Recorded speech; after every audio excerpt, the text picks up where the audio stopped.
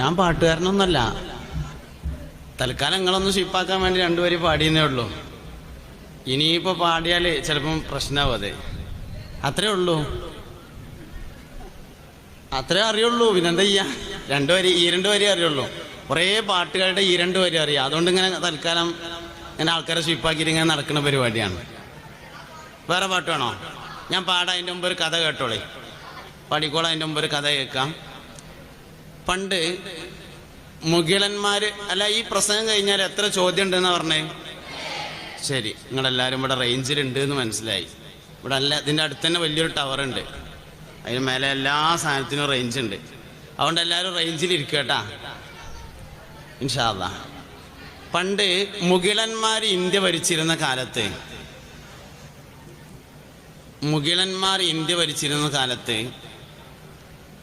അക്ബർ ചക്രവർത്തി എന്നൊരാളുണ്ടായിരുന്നു. അക്ബർ ചക്രവർത്തിയെ കേട്ടിട്ടുണ്ടോ? അദ്ദേഹം എന്തോ ഒരു കുലുമാലുണ്ടാക്കിയല്ലോ. എന്തായിരുന്നു അതിൻ്റെ പേര്? ദീനി ഇലാഹി എന്നു പേരായ ഒരു മതം അല്ലെങ്കിൽ ഒരു പ്രസ്ഥാനം ഉണ്ടാക്കിയ ആളാണ് അക്ബർ ചക്രവർത്തി. അദ്ദേഹത്തിന് വളരെയധികം ഇഷ്ടപ്പെട്ട ഒരു ഉപദേശകനുണ്ടായിരുന്നു. ബീർബൽ എന്നാണ് അദ്ദേഹത്തിൻ്റെ പേര്. ഒരിക്കൽ അക്ബർ ചക്രവർത്തിയും അദ്ദേഹത്തിൻ്റെ ഉപദേശകനായ ബീർബലും കൂടി കാട്ടിലേക്ക് വേട്ടയാടാൻ വേണ്ടി പോയി. വേട്ടയാടി അവർ കുറേ ദൂരം സഞ്ചരിച്ച സമയത്ത് രാജാവിൻ്റെ കയ്യിൻ്റെ ചൂണ്ടാൻ വിരലിന് ഒരു മുറി പറ്റി. എന്തോ ആയുധം തട്ടിയിട്ട് മുറിയായി. നല്ല വേദന ഉണ്ടായിരുന്നു. ബീർബല് കുറച്ച് പച്ചമരുന്നൊക്കെ എടുത്ത് അവിടെ വെച്ച് ഉഷാറായിട്ട് അതിനെ കെട്ടിക്കൊടുത്ത്, രാജാവ് വേദന കൊണ്ട് ഇങ്ങനെ വിഷമിക്കുന്ന സമയത്ത് ബീർബല് പറഞ്ഞു, മഹാരാജാവേ, അല്ലാഹു സുബ്ഹാനഹു വ തആല മനുഷ്യന് എന്ത് ബുദ്ധിമുട്ടുകൾ കൊണ്ടുവരികയാണെങ്കിലും അത് എന്തെങ്കിലും ഒരു ഗുണത്തിന് വേണ്ടിയായിരിക്കും എന്ന് പറഞ്ഞു. നല്ല ചൂടുണ്ടപ്പോൾ എന്തെങ്കിലും ഒരു ഗുണത്തിന് വേണ്ടിയിട്ടേക്കാരം. മനുഷ്യന് ഏത് ബുദ്ധിമുട്ട് വന്നാലും എന്തെങ്കിലും ഒരു ഗുണത്തിന് വേണ്ടിയായിരിക്കും എന്ന് പറഞ്ഞു. പക്ഷെ രാജാവിന് കയ്യമ്മ മുറിയായത് കാരണം, വേദന ഉള്ളത് കാരണം അത് അത്ര ഉൾക്കൊള്ളാൻ പറ്റിയില്ല. രാജാവിന് ദേഷ്യം വന്നപ്പോൾ തൊട്ടടുത്തൊരു കിണറുണ്ടായിരുന്നു, വെള്ളമില്ലാത്തൊരു കിണർ. ആ കിണറിലേക്ക് ബീർബലിനെ തള്ളിയിട്ടു. എന്നാൽ എല്ലാ ഉപദ്രവങ്ങളും എല്ലാ ബുദ്ധിമുട്ടുകളും ഗുണത്തിനാണെങ്കിൽ അവിടെ കിടക്കുകയായിരുന്നു. ഗുണത്തിനേക്കാരല്ലോ അവിടെ കിടന്നു പറഞ്ഞു. തള്ളിയിട്ട് കണ്ട് രാജാവ് അങ്ങനെ പോയി. കുറേ ദൂരം സഞ്ചരിച്ച് ഒരു മലയുടെ താഴ്വാരത്തെത്തിയപ്പോൾ കാട്ടിൽ താമസിക്കുന്ന കുറേ ആളുകൾ രാജാവിനെ കണ്ടുമുട്ടി. രാജാവിനെ കണ്ടപ്പോൾ നല്ല ഭംഗിയുള്ള ഒരു ചെറുപ്പക്കാരൻ. SBവിൻ്റെ ആൾക്കാരാകുമ്പോൾ തന്നെ ഉഷാറാണ്. പിന്നെ രാജാവും കൂടിയാണെങ്കിൽ പറയും വേണ്ടല്ലോ. കോട്ട കൂടി ഇട്ട് നോക്കുമ്പോൾ സംഗതി നല്ല ഉഷാറുണ്ട്. ഏതായാലും രാജാവിനെ കണ്ടു നോക്കുമ്പോൾ അവർക്ക് നല്ല ഉഷാറുള്ള ഒരാളായിട്ട് തോന്നിയപ്പോൾ അവർ പിടിച്ചു. അവർക്ക് അന്ന് വനദേവതക്ക് ഒരു മനുഷ്യനെ അറുത്തുകൊണ്ട് രക്തം കൊടുക്കേണ്ട ദിവസമായിരുന്നു. ഇന്നിപ്പോൾ ആരെ അറക്കുക എന്നിങ്ങനെ ചർച്ച ചെയ്തുകൊണ്ടിരിക്കുന്നതിൻ്റെ ഇടയിലാണ് രാജാവ് അവരുടെ മുമ്പിലേക്ക് വന്നത്. രാജാവിനെ പിടിച്ച് അവർ കൊണ്ടുപോയി നന്നായി ഒന്ന് കുളിപ്പിച്ച് ഡ്രസ്സൊക്കെ എടുക്കാൻ വേണ്ടി ഒരുങ്ങാണ്. അപ്പോൾ ആ സമയത്ത് നോക്കുമ്പോൾ രാജാവിൻ്റെ കയ്യിൻ്റെ ചൂണ്ടുവിരലുമ്മ ഹലാക്കിൻ്റെ ഒരു കെട്ടുണ്ട്. ഇതെന്താ ഈ കെട്ട് എന്ന് ചോദിച്ചു. അതിൽ പറഞ്ഞു അത് ഒരു മുറി പറ്റിയതാണ് പറഞ്ഞു. അപ്പോൾ കാട്ടിൽ താമസിക്കുന്ന ആളുകൾ പറഞ്ഞു, അത്രേ അങ്ങനെയാണെങ്കിൽ ഇപ്പോൾ സംഗതി ശുയിപ്പായല്ലോ, നിങ്ങൾ അറക്കാൻ പറ്റൂല. കാരണം ഒരു കേടുമില്ലാത്ത, ഒരു അയിബുമില്ലാത്ത, ഒരു കുറവുമില്ലാത്ത ആളെ അറക്കാൻ പറ്റുള്ളൂ. കയ്യിൻ്റെ വിരൽ കേടുന്ന ആളെ എങ്ങനെ അറക്കുക, നിങ്ങൾ പൊയ്ക്കോളി പറഞ്ഞു. വിട്ടപ്പോൾ രാജാവ് അങ്ങനെ ആലോചിച്ചു, ആ മന്ത്രി ബീർബല് പറഞ്ഞത് എത്ര ശരിയായിരുന്നു. മൂമിനായ മനുഷ്യന് എന്തൊരു ബുദ്ധിമുട്ട് വന്നാലും അതെന്തെങ്കിലും ഒരു ഉപകാരത്തിന് വേണ്ടിയായിരിക്കും എന്നല്ലേ അയാൾ പറഞ്ഞത്. എൻ്റെ കയ്യുമ്മ മുറിയുള്ളതുകൊണ്ടല്ലേ ഞാൻ രക്ഷപ്പെട്ടത്. അതുകൊണ്ട് ഇനി അടുത്ത പരിപാടി മന്ത്രിയെ രക്ഷപ്പെടുത്തലാണ് എന്ന് തീരുമാനിച്ചു. അങ്ങനെ മൂപ്പര് പോയ വഴിയിലൂടെ അങ്ങനെ നടന്ന് കിണറിൻ്റെ അടുത്ത് വന്ന് വള്ളികൾ കൊണ്ടൊരു കയറുണ്ടാക്കി മന്ത്രിക്ക് ഇട്ടുകൊടുത്ത്, മന്ത്രി ആ കയറമ്മ പിടിച്ച് കയറിയേക്കിന് രാജാവ് കെട്ടിപ്പിടിച്ചിട്ട് പറഞ്ഞു, മന്ത്രി നിങ്ങൾ എന്നോട് ക്ഷമിക്കണം, ഞങ്ങളോട് ചെയ്തത് വലിയൊരു അക്രമമായി പോയി. മുഅ്മിനായ മനുഷ്യന് വരുന്ന എല്ലാ ബുദ്ധിമുട്ടുകളും എന്തെങ്കിലും ഒരു ഗുണത്തിനായിരിക്കുമെന്ന് നിങ്ങൾ പറഞ്ഞല്ലോ. എനിക്കത് അപ്പം മനസ്സിലാക്കാൻ കുറഞ്ഞ പ്രയാസം ഉണ്ടായിരുന്നു. എന്നെ കാട്ടുജാതിക്കാർ, കാട്ടിൽ താമസിക്കുന്ന കുറെ ആളുകൾ പിടിച്ചു കൊണ്ടുപോയി. അവരെന്നെ അറുക്കാൻ വേണ്ടി ശ്രമിച്ചു. എൻ്റെ കയ്യുമ്മ കെട്ടുള്ളതുകൊണ്ട് ഒഴിവാക്കിയതാണ്. കഴിച്ചിലായി മന്ത്രി, നിങ്ങൾ പറഞ്ഞത് വളരെ ശരിയായിരുന്നു എന്ന് പറഞ്ഞപ്പോൾ മന്ത്രി പറഞ്ഞു, മഹാരാജാവേ, നിങ്ങൾ എന്നോട് മാപ്പ് പറയൊന്നും വേണ്ട. ഞാനെങ്ങാനും നിങ്ങളൊപ്പം പോന്നിരുന്നുവെങ്കിൽ ഞാൻ ഈ കിണറ്റിക്ക് ചാടിയില്ലാന്ന് വെക്കുക. ഞാൻ നിങ്ങളൊപ്പം പോന്നിരുന്നുവെങ്കിൽ നമ്മൾ രണ്ടുപേരെയും അവർ പിടിച്ചു കൊണ്ടുപോകും.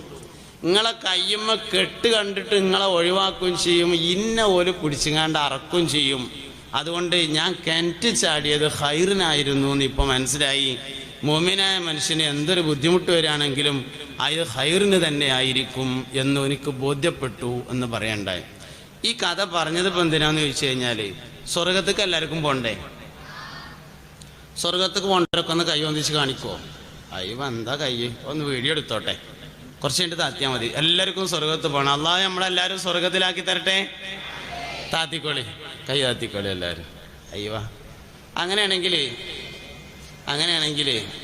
ഈ സ്വർഗത്തിൽ എന്താ ഉണ്ടാവുക?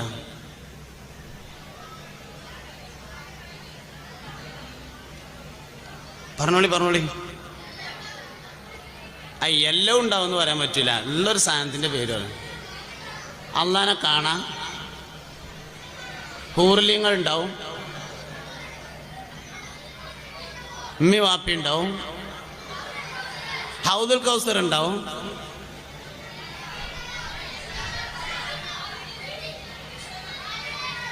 എല്ലാം ഉണ്ടാവും.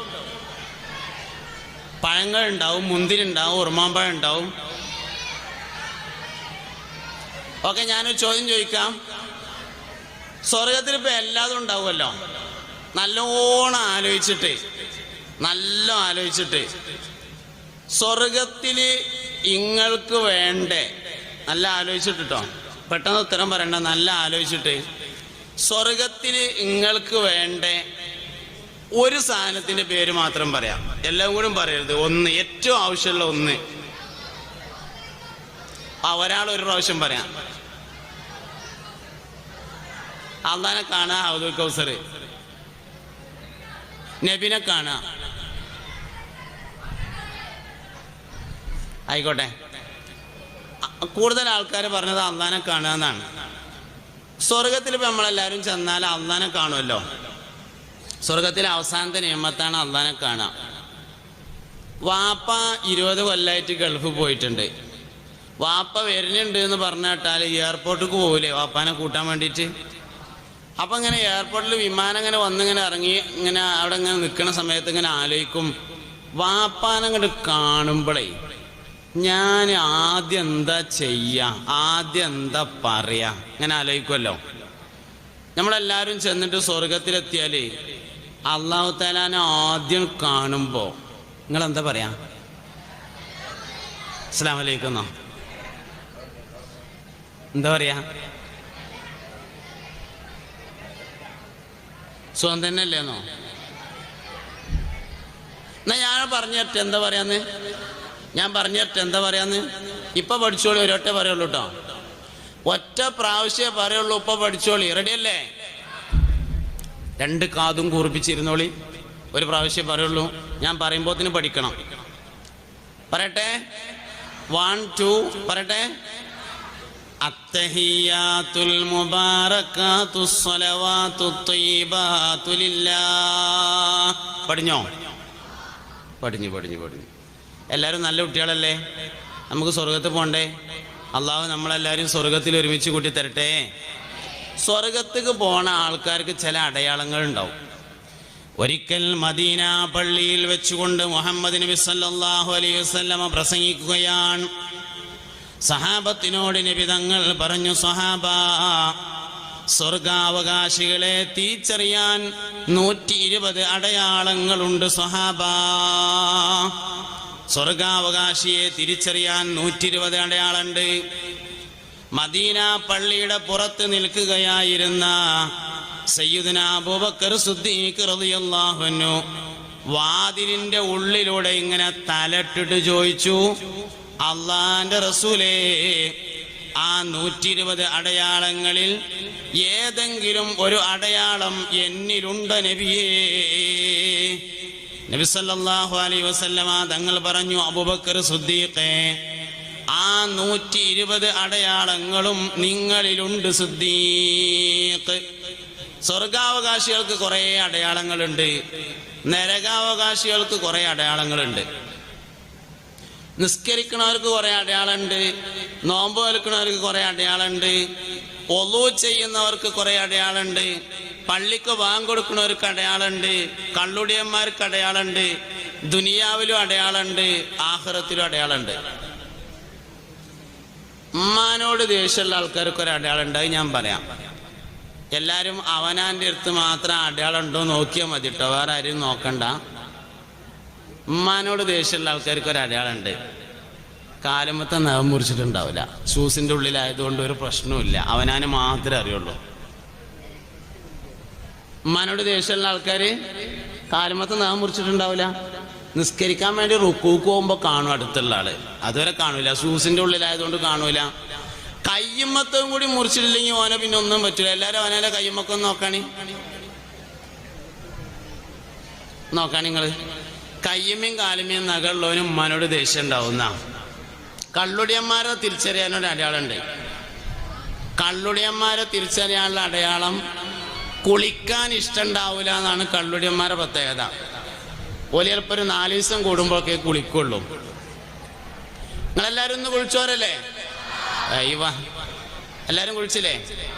കുളിക്ക് 2 ഫറദല്ലേ ചെങ്ങന്മാരെ? കുളിക്ക് 2 ഫറദല്ലേ? ഒന്ന് നിയ്യത്ത്. ഇന്ന് കുളിച്ചപ്പോ നിയ്യത്ത് ചുരക്കൊന്ന് കയ്യൊന്നിച്ചാണി. സത്യം പറയണം കേട്ടോ. താത്തിക്കോളി എല്ലാവരും താത്തിക്കോളി. കുളിക്ക് 2 ഫറദുകളാണ്. ഒന്ന് നിയ്യത്താണ്, 2 ശരീരം മുഴുവൻ വെള്ളത്തിൽ എത്തിക്കലാണ്. ശരീരം മുഴുവൻ നമ്മളെല്ലാവരും വെള്ളം എത്തിച്ചിട്ടുണ്ട്, നമ്മളാരും ഒന്ന് കുളിച്ചപ്പോ നിയ്യത്ത് വെച്ചിട്ടില്ല.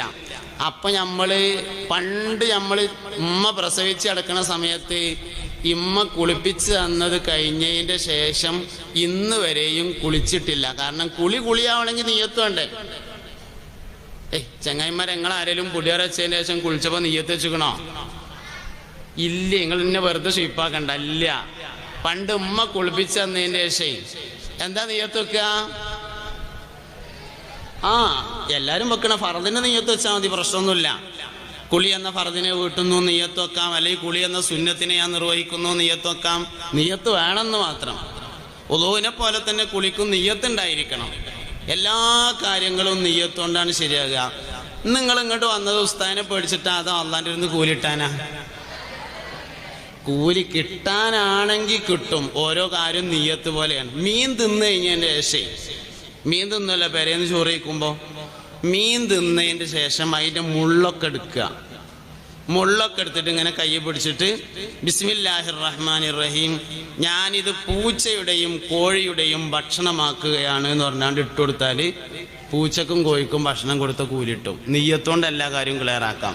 നിയ്യത്ത് തെറ്റിയാൽ എല്ലാ കാര്യവും പ്രശ്നമാവുകയും ചെയ്യും. വിഷയങ്ങളുടെ എല്ലാം അടിസ്ഥാനങ്ങളെ മനസ്സിലാക്കുക എന്നുള്ളതാണ് പ്രധാനപ്പെട്ട കാര്യം. ഒരു കാര്യം പറയട്ടെ സഹോദരങ്ങളെ, സ്വർഗാവകാശികളുടെ അടയാളങ്ങളാണ് ഞാൻ പറഞ്ഞത്. ഒരു കാര്യം പറയട്ടെ, ലോകത്ത് മനുഷ്യന്മാർ ജീവിക്കാൻ തുടങ്ങിയ കാലഘട്ടം മുതൽ മനുഷ്യന്മാർ മുടി വെട്ടാറുണ്ട്. മനുഷ്യൻ ജീവിക്കാൻ തുടങ്ങിയ കാലം മുതൽ മനുഷ്യന്മാർ മുടി വെട്ടാറുണ്ട്. മുഹമ്മദ് നബി സല്ലല്ലാഹു അലൈഹി വസല്ലമ തങ്ങൾ വന്നതിന് ശേഷം ഏകദേശം 1500 കൊല്ലായി മുഅ്മിനീങ്ങൾ 3 തരത്തിലാണ് മുടിവെട്ടല്. ഒന്ന്, നബി സല്ലല്ലാഹു അലൈഹി വസല്ലമ തങ്ങൾ വളർത്തിയതുപോലെ വളർത്തുക. അതായത് മുഴുവനായും വളർത്തി 2 ഭാഗത്തേക്കായി വാർന്നിട്ട് പെരടിയിൽ മുറിച്ച് കളഞ്ഞ് കുളി കഴിഞ്ഞ് എണ്ണ തേച്ച് വാർന്നിട്ട് തൊപ്പി വെച്ച് അതിൻ്റെ മേലെ തലപ്പാവും. ഇതാണ് നബി സല്ലല്ലാഹു അലൈഹി വസല്ലമ തങ്ങൾ എപ്പോഴും ചെയ്യാറുള്ള രീതി. എന്നാൽ ഇടക്കൊക്കെ നബി സല്ലല്ലാഹു അലൈഹി വസല്ലമ തങ്ങൾ തൊപ്പി മാത്രം ധരിക്കുകയും ചെയ്തിട്ടുണ്ട്. അതുകൊണ്ട് ചുരുങ്ങിയത് അതെങ്കിലും വേണം. നബി തങ്ങൾ അങ്ങനെയായിരുന്നു സല്ലല്ലാഹു അലൈഹി വസല്ലം. കെട്ടിൻ്റെ ശ്രേഷ്ഠതയുണ്ട് തൊപ്പിയിലെന്ന് ബിഗയത്ത് മൂന്നാം ഭാഗമിൽ പറയുന്നു, ഉണ്ടായിരുന്നു നബിക്ക് തൊപ്പികൾ 3. വിധങ്ങൾ അങ്ങനെയായിരുന്നു സല്ലല്ലാഹു അലൈഹി വസല്ലം.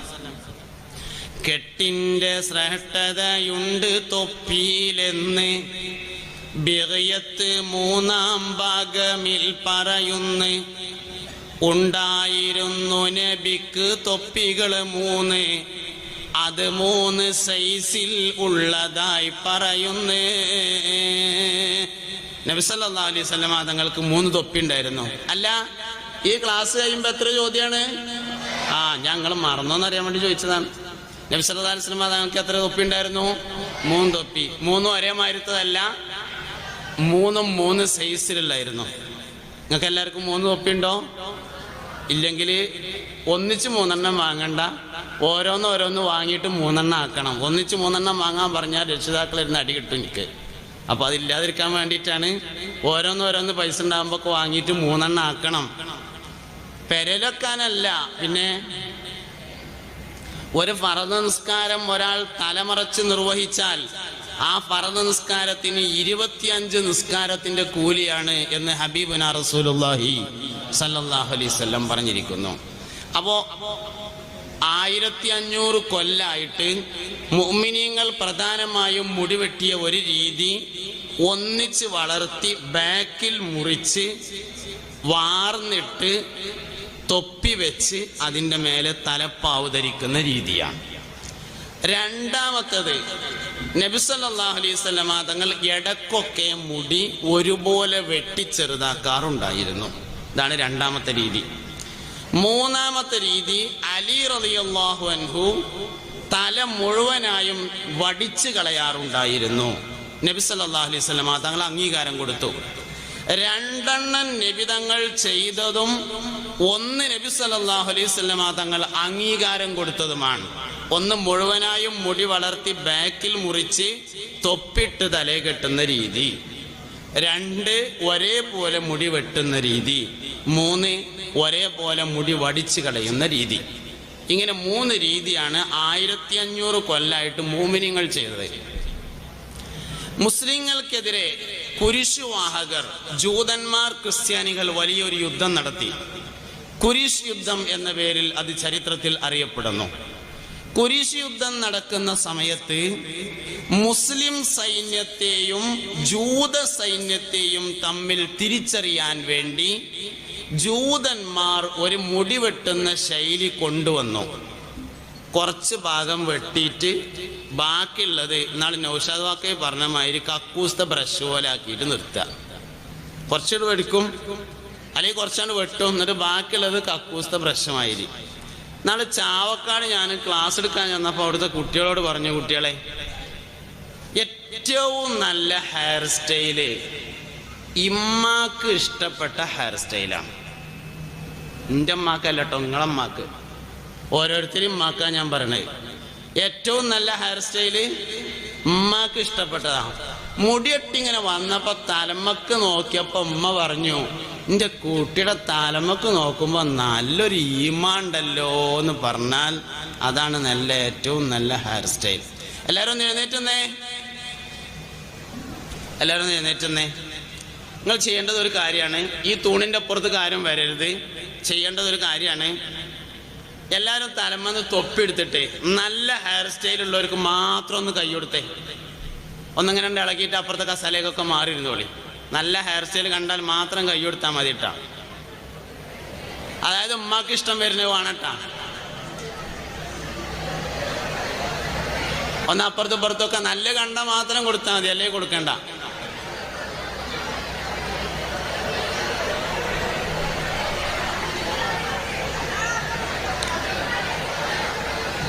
أنت أم أم أبو ما رأينا فيهما مثل حسنك قط يا سيدي خير النبي الصلاة على النبي والسلام على الرسول الشفيع الأبطحي والحبيب العربي أنت منجينا غدا من شفاعتك الصفا من لنا مثلك يا سيدي خير النبي الصلاة والسلام على الرسول الشفيع الابطحي شربورا الصلاة على النبي والسلام على الرسول الشفيع الابطحي والحبيب العربي. കുട്ടികളെ, പാട്ട് പാടാനായി തുടങ്ങേണ്ട സമയട്ടോ. എല്ലാവരും ഫാൻ്റെ അല്ലേ ഇട്ടിട്ടുള്ളത്? ഫാൻ ഇട്ട് വരാൻ പറഞ്ഞതല്ലായിരുന്നു? എല്ലാ മനുഷ്യന്മാരെയും തിരിച്ചറിയാൻ അടയാളുണ്ട് എന്ന് ഞാൻ പറഞ്ഞില്ലേ? പള്ളിക്ക് ബാങ്ക് കൊടുക്കുന്ന ആള് മാഷറയിൽ വരുമ്പോൾ തല ഉയരത്തിൽ കാണപ്പെടുന്നതാണ് എന്നാണ്. എല്ലാവരും ഇങ്ങനെ നിരന്നു നിൽക്കുമ്പോൾ കുറച്ചാൾക്കാരെ തല കാണാൻ ഇങ്ങനെ ഉയരത്തിൽ, ഒരു പള്ളിക്ക് ബാങ്ക് കൊടുക്കുന്നവരേക്കാരം. ഒതുണ്ടാക്കുന്ന ആൾക്കാർ മാഷറയിൽ വരുമ്പോൾ ഇന്ന ഉമ്മത്തി യുദ്അൗന യൗമൽ ഖിയാമത്തി ഖുറം മുഹജ്ജലീന മിൻ ആസാരിൽ ഉളൂ, മുഖവും കൈക്കാലുകളും വെളുത്തവരായി കാണപ്പെടുന്നതാണ് എന്നാ. കള്ളുടിയന്മാര് മാഷറയിൽ വരുമ്പോ തോളിൽ കഴുത്തിൽ ഒരു പാത്രം ഇങ്ങനെ തൂക്കിയിട്ടുണ്ടാവും, കള്ളിന്റെ വാസനയുള്ള ഒരു പാത്രം, കള്ളുടിക്കാൻ ഉപയോഗിക്കണ പാത്രം തൂക്കിയിട്ടുണ്ടാവും.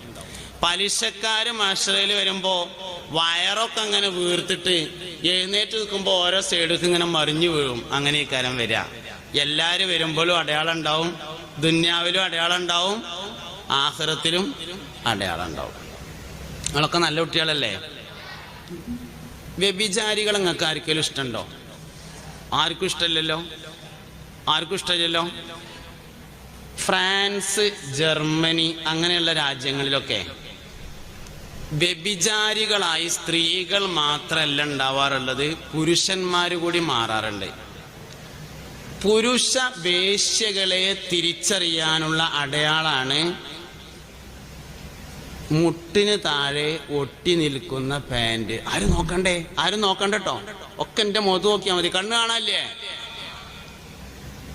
അതായത് ലാമിനേഷൻ ചെയ്ത പാൻറ്, ചന്തിയൊക്കെ ലാമിനേഷൻ ചെയ്തിട്ടുള്ള ആ പാൻറ് പുരുഷ വേശ്യകളെ തിരിച്ചറിയാൻ വേണ്ടിയുള്ള അടയാളമാണ്.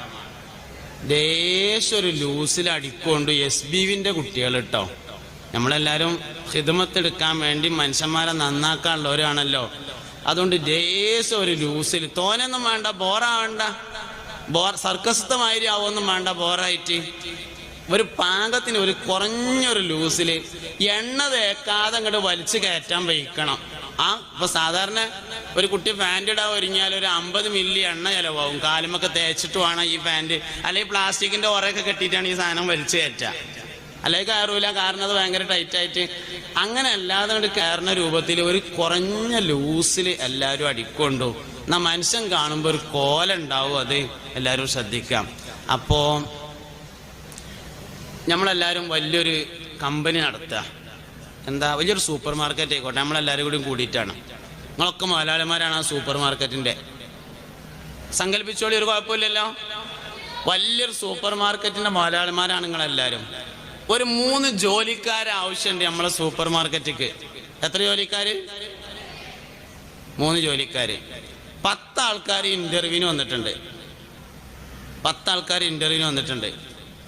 അതിലൊരു 2 ആൾക്കാര് നല്ല ഉഷാറായിട്ട് മനുഷ്യന്മാരെ കോലത്തിൽ മുടി വെട്ടിക്കണം. വേറുള്ളൊരു 8 ആൾക്കാര് ഇവിടെ മാത്രം കുറെ മുടി ഇങ്ങനെ നിർത്തിയിട്ടും ഇവിടെ ഇങ്ങനെ വടിച്ചിട്ടും അല്ലെങ്കിൽ ഇങ്ങനെ നീട്ടി വളർത്തിയിട്ടും അങ്ങനെയൊക്കെ കൂടിയാണ്. ആ നല്ല നിലക്ക് മുടി വെട്ടിയ 2 ആളെയാണോ നിങ്ങൾ എടുക്കുക, അതോ ആ മുടി ഇങ്ങനെ ചെരിച്ച് വെട്ടിയ ഇവിടെ മാത്രം ഇങ്ങനെ നിർത്തിയ ആളെയാണോ എടുക്കുക? നിങ്ങളെ സൂപ്പർ മാർക്കറ്റില്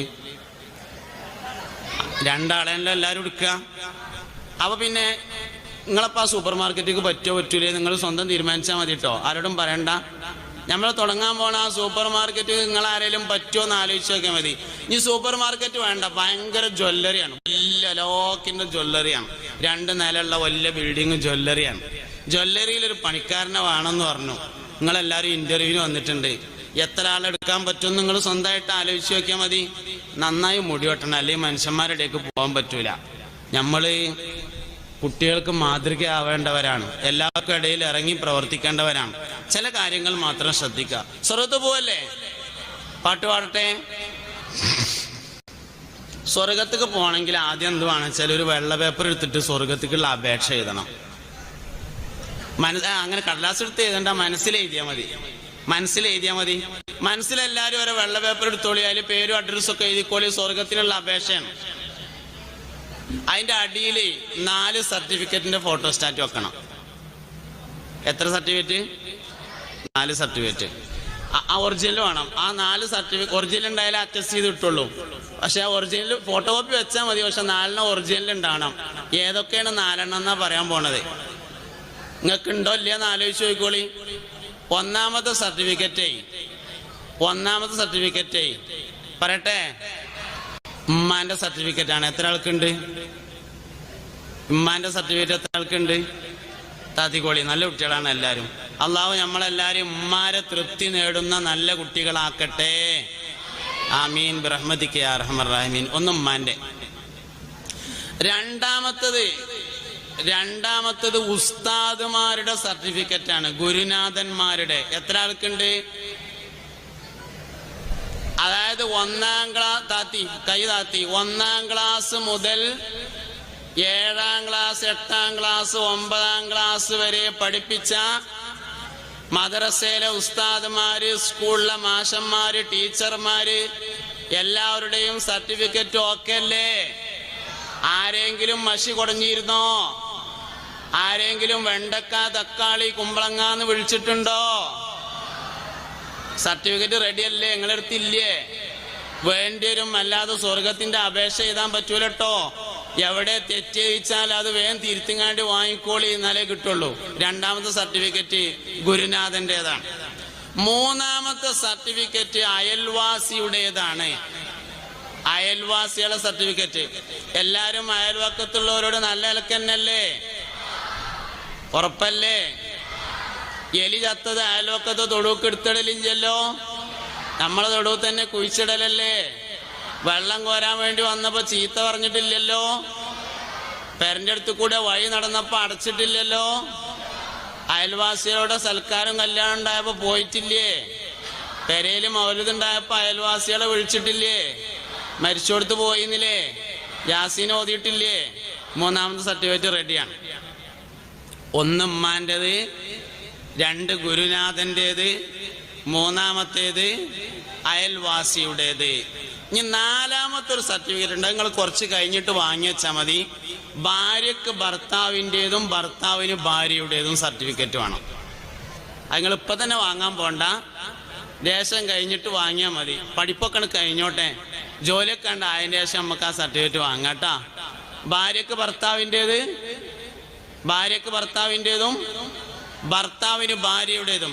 ഇനി 4ാമത്തെ, അപ്പൊ 1 ഉമ്മാന്റെ, 2 ഗുരുനാഥന്റെ, 3 അയൽവാസിയുടെ, 4 ഭാര്യയുടെ അല്ലെങ്കിൽ ഭർത്താവിന്റെ. ഇനി 5ാമത്തെ ഒരു സർട്ടിഫിക്കറ്റ് കൂടി ഉണ്ട്. ഒരാളാണ് മരിച്ചതിന്റെ ശേഷം, ഒരാൾ മരിച്ചിങ്ങനെ കിടക്കുകയാണ്. വന്ന ആൾക്കാരൊക്കെ പറഞ്ഞു, എന്തോ ഒരു നല്ല മനുഷ്യനായിരുന്നു കേട്ടോ, ചിരിച്ചിങ്ങനെ കടക്കണ് കണ്ടില്ലേന്ന് പറയുമ്പോ കിട്ടുന്ന ഒരു സർട്ടിഫിക്കറ്റ് ഉണ്ട്. അതിന് എക്സ്പീരിയൻസ് സർട്ടിഫിക്കറ്റ് എന്നാണ് പറയാ. അതും കൂടി വേണം. ഈ 4 സാധനങ്ങളുടെയും ഒറിജിനൽ കയ്യിലുണ്ടെങ്കിൽ അപേക്ഷ കൊടുക്കാൻ റെഡി ആവാം. അതിൽ 1 ഭാര്യയുടെയും ഭർത്താവിന്റെയും നമുക്ക് കുറച്ച് കഴിഞ്ഞിട്ട് വാങ്ങാം. ബാക്കിയുള്ളതൊക്കെ എല്ലാവരും റെഡിയാക്കി വെക്കുക. സ്വർഗത്തിനുള്ള ഫോം ക്ലിയർ അല്ലേ? എല്ലാവരും എഴുതിയിട്ടുണ്ടോ? ആഗ്രഹിച്ചാൽ നേടാൻ പറ്റും. ഞാൻ എന്തായാലും സ്വർഗത്ത് പോയിട്ടേ അടങ്ങുള്ളൂ എന്ന് ഒരാൾ ആഗ്രഹിച്ചാൽ അവൻ പോയിരിക്കും. എത്ര പേർക്ക് ആഗ്രഹമുണ്ട്? എല്ലാവർക്കും ആഗ്രഹമുണ്ട്. താത്തിട്ടോളി. അങ്ങനെയാണെങ്കിൽ ഒഴിഞ്ഞിരിക്കുമ്പോ ഒക്കെ സ്വർഗത്തെ പറ്റി ഇങ്ങനെ ആലോചിക്കണം. ഒഴിഞ്ഞിരിക്കുമ്പോ ഇങ്ങനെ ആലോചിക്കണം. എല്ലാവരും എപ്പോഴും സ്വർഗത്തെ കുറിച്ച് ചിന്തിക്കണം. താത്തി, എല്ലാരും കൈ താത്തി, എല്ലാരും താത്തിക്കോളി. പാടല്ലേ പാടല്ലേ? എന്നാ പാടിത്തരുന്നു, നിങ്ങൾ പാടിക്കോളി, ഞാൻ പാടിത്തരാൻ, പാടിക്കോളി. ഹജ്ജിന്റെ രാവിൽ ഞാൻ കഅബം കിനാവ് കണ്ട്. പാടി.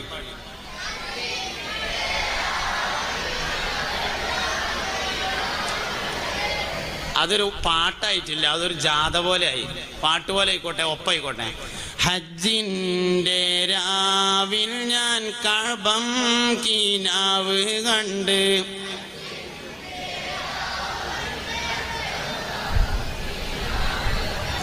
ഷജറത്ത് പൂത്ത സുബർഗത്തിൻ വാതിൽ കണ്ട്,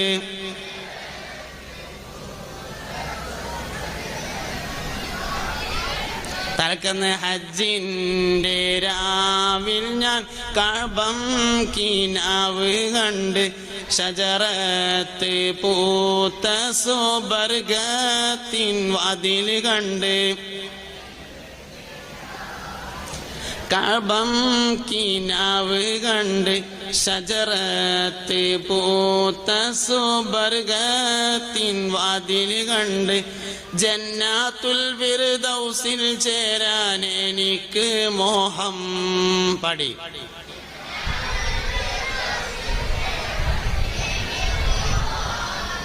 ഹൗദുൽ കൗസർ കുടിക്കാൻ എനിക്ക് ദാഹം.